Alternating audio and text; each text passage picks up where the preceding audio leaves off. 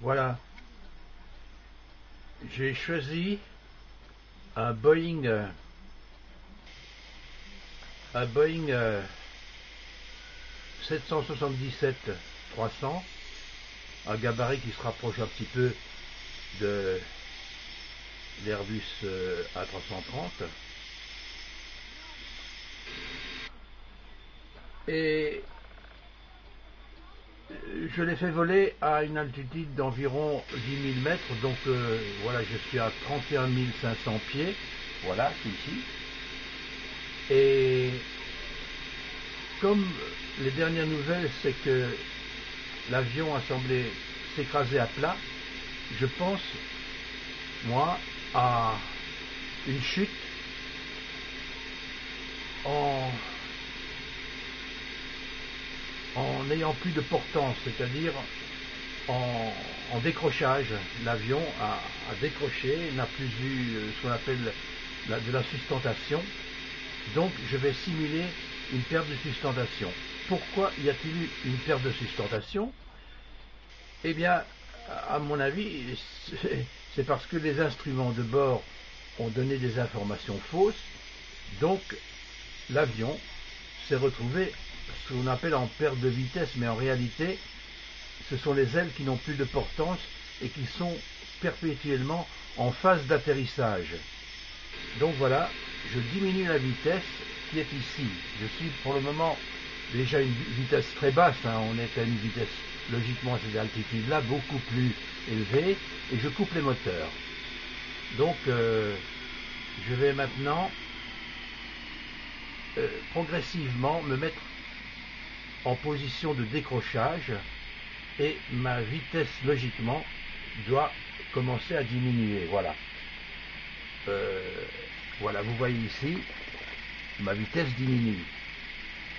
Et bientôt, voilà, je suis en décrochage sur la droite ici, et l'avion que vous voyez là semble voler, mais il tombe à une vitesse vertigineuse. Il tombe toujours. Alors, est-ce que pour une raison ou l'autre, à part la mauvaise information que les instruments de bord ont pu donner aux pilotes, ils n'ont pas vu qu'ils étaient en décrochage tout de suite. Donc ils chutent à une vitesse incroyable. Vous voyez, on était à 30 000 pieds. Maintenant, on est à 24 000 pieds. Vous vous rendez compte? On a perdu 6-7 000 pieds en quelques secondes. Donc je suppose que, admettons que pour une raison ou l'autre, les pilotes trouvent qu'ils sont en décrochage. Donc ils piquent pour rattraper des vitesses, ils mettent le moteur, et voilà, la vitesse augmente ici, et puis ils redressent. Mais peut-être ont-ils redressé trop vite. Et donc,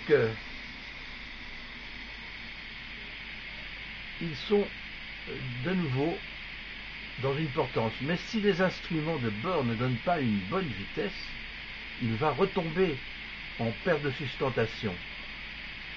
Et de nouveau, la vitesse diminue ici. Mais peut-être ils n'ont pas eu peut-être la bonne vitesse, donc ils ne savent pas que la vitesse diminuait. Ce n'est qu'au moment où ils ont une perte de sustentation que, éventuellement, ils s'en aperçoivent. Et voilà, on est à 18 000 pieds, déjà. On a perdu presque la moitié de la hauteur, de l'altitude. Et voilà, la vitesse continue à dégringoler jusqu'à ce qu'il y ait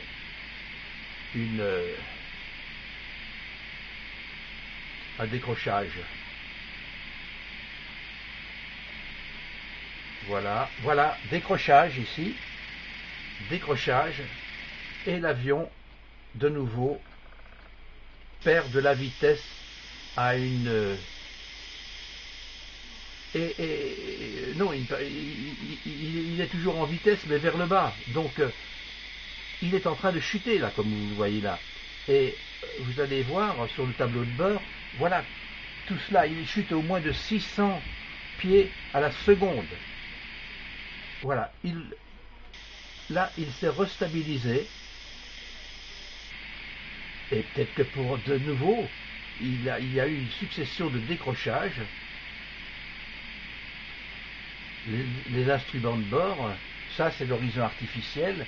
Peut-être que l'horizon artificiel a donné de mauvaises informations, l'ordinateur s'est emmêlé des pédales. En tout cas, ils ont repris les commandes